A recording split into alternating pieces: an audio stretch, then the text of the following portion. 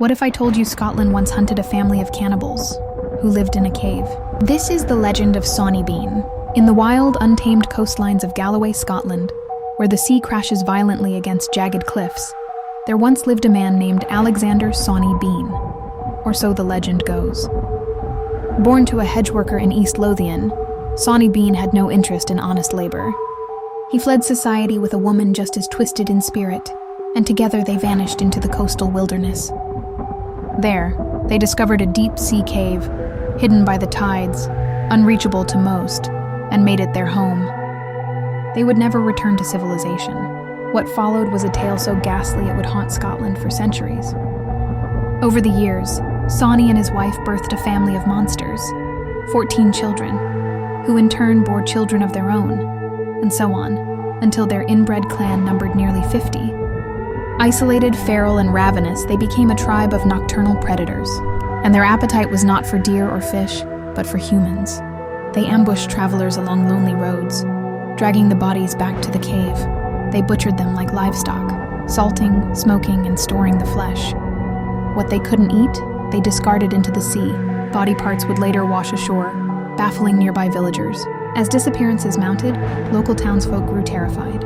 They accused innkeepers, hermits, even one another. Innocent people were hanged for the murders. Still, the killings continued. For 25 years, the Bean clan lived undetected, ghosts of the coastline, striking at night, then vanishing into their watery lair. Their reign of terror ended only when they grew bold and sloppy. One night, the clan attacked a married couple riding home from a fair. The man fought back with pistol and sword, managing to fend them off until help arrived. For the first time, the Sawney Beans had left a witness. King James VI himself led the manhunt. Hundreds of soldiers and bloodhounds combed the countryside. Eventually, a dog caught the scent of decay near a sea cave. Inside, the soldiers found what can only be described as a human abattoir. Limbs hanging like game, piles of bones, and twisted remnants of lives stolen. The entire family was captured. And what justice can meet such evil?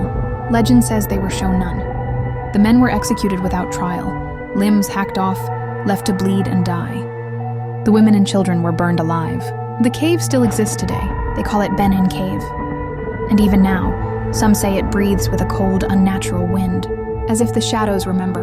And if you listen closely, you might still hear the cries of the damned. This has been another nightly bedtime story. Sleep well and dream deep. If you enjoyed your time here, please leave a like, follow, and share it with a fellow night owl. Until next time, good night and sweet dreams.